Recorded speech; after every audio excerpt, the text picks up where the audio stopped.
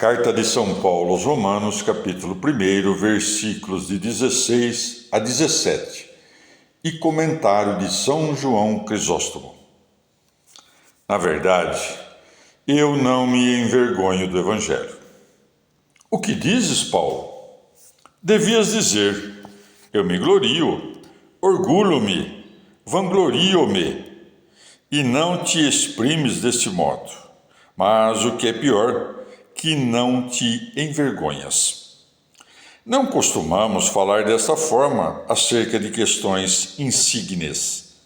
O que, portanto, está dizendo? Porque assim fala, embora mais se glorie do Evangelho do que do céu. De fato, na carta aos Gálatas, escreve: quanto a mim, não aconteça gloriar-me senão na cruz de nosso Senhor Jesus Cristo. Gálatas 6,14. Por que não diz aqui, glorio-me, e sim não me envergonho? Os romanos ambicionavam os bens deste mundo, por causa das riquezas, do domínio, das vitórias, dos imperadores, que consideravam iguais aos deuses. Assim, de fato, os dominavam. Daí provinha que os cultuavam em templos, altares e sacrifícios. Por conseguinte, estando eles cheios de orgulho, enquanto Paulo devia anunciar-lhes Jesus, que era considerado filho de um carpinteiro, nascido na Judéia, e crescera na casa de uma humilde mulher, que não tinha guarda-costas nem riquezas. Além disso, morrera qual condenado entre ladrões e sofrera muitas outras ignomínias, e provavelmente os romanos ficariam envergonhados por nada saberem das grandes e inenarráveis realidades.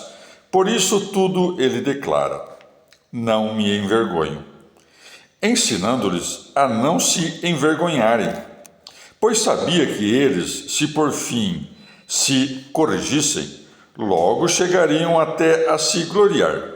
E tu, portanto, se ouvires alguém perguntar: adoras um crucificado? Não te envergonhes, nem abaixes os olhos. Ao contrário, gloria-te e regozija-te, e com os olhos altivos e a fronte erguida, admite a confissão. E se de novo disser: então adoras um crucificado? Replica: sim, mas não um adúltero, não um parricida, não um assassino dos filhos, tais como são todos os deuses deles. Adoro aquele que pela cruz fechou a boca dos demônios e aniquilou inúmeras feitiçarias. Efetivamente, a cruz por nossa causa constitui obra de inefável amor aos homens e símbolo de imensa solicitude. Responde Paulo àqueles ditos, uma vez que eles se gabam de sua eloquência e orgulham-se da filosofia pagã. Eu, rejeitando os silogismos deles, venho pregar a cruz, e disto não me envergonho. É força de Deus para a salvação. É força de Deus também para castigar, pois quando punia os egípcios foi dito: este é meu grande poder. E poder de arruinar. Temei antes, assegura Cristo, aquele que pode destruir a alma e o corpo na geena. Mateus 10, 28. Por isso disse: venho trazer o que não acarreta pena e suplício, mas salvação. E então, acaso o Evangelho não anunciava também a geena, as trevas exteriores e o verme venenoso? Aliás, não conhecemos essas realidades a não ser pelo Evangelho, como dizes, força de Deus para a salvação? Mas ouve o que se segue. De todo aquele que crê, em primeiro lugar do judeu, mas também do grego. Não simplesmente de todos, mas dos que foram acolhidos. Pois, embora sejas gentil, embora sejas adepto de toda maldade, sejas cita, bárbaro, fera destituída de razão, e sobrecarregado sob o peso de inúmeros pecados, logo que aceitares a doutrina da cruz e fores batizado, tudo aquilo apagarás. Por que então se diz aqui, em primeiro lugar do judeu, mas também do grego? O que significa essa diferença? Aliás, Paulo disse muitas vezes, nem a circuncisão, nem a incircuncisão valem alguma coisa. Como então aqui distingue, antepondo o judeu ao grego? Por que isso? Pois nem pelo fato de ser o primeiro recebe maior graça, idêntico dom é atribuído a um e a outro, mas aquele, primeiro, é somente questão de ordem. Nem possui mais porque recebeu maior justiça, mas é honrado apenas porque recebeu em primeiro lugar. Pois aqueles que são iluminados, sabeis vós os iniciados o que significa. Todos acorrem ao batismo, mas nem todos à mesma hora. Um vem primeiro, outro depois. O primeiro não recebe mais que o segundo, nem o segundo do que o terceiro, mas todos fruem dos mesmos bens. Por conseguinte, aqui, primeiro, é apenas título honorífico e não graça insigne.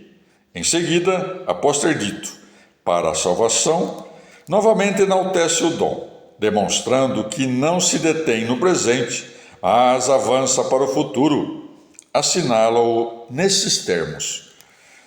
Porque nele a justiça de Deus se revela da fé para a fé, conforme está escrito, o justo viverá da fé. Quem, por conseguinte, se tornou justo, viverá não apenas no século presente, mas igualmente no futuro. E não somente isto, mas acena para o esplendor e a glória da vida do além. Com efeito, é possível que alguém seja libertado com desonra. Muitos, por clemência do rei, ficam livres de um suplício.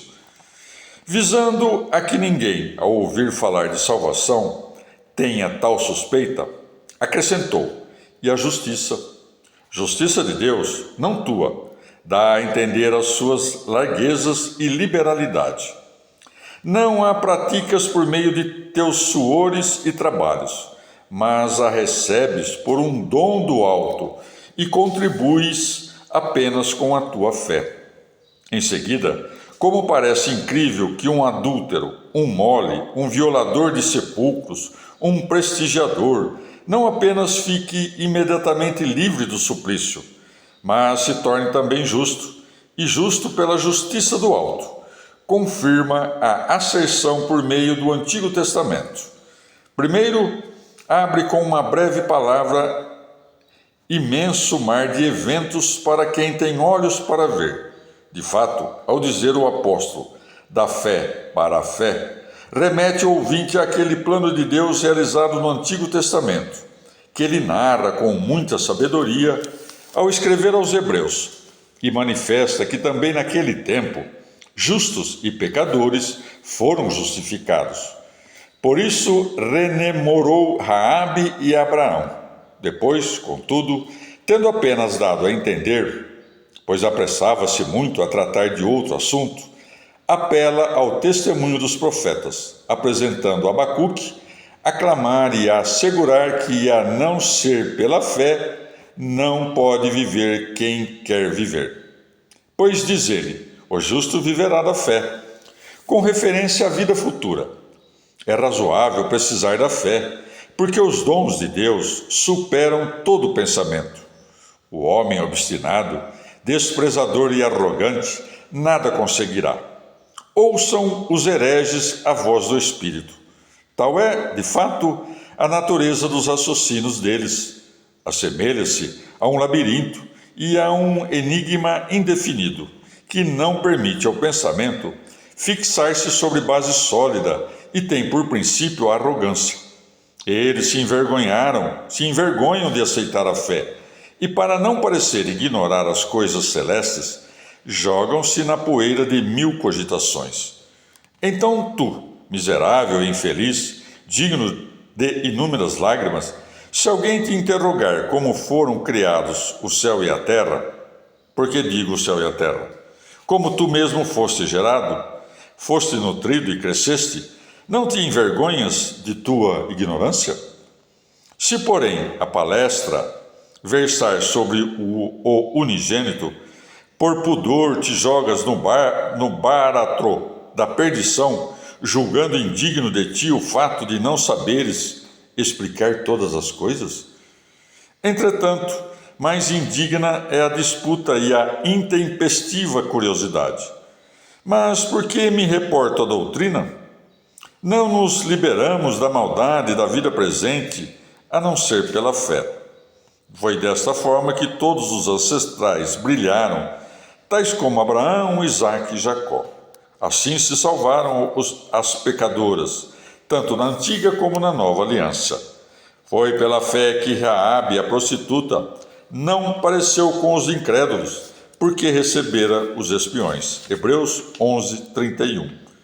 Não disse a si mesma: e como poderão esses cativos, fugitivos, vagabundos, nômades, vencer nossa cidade, cercada de muralhas e torres?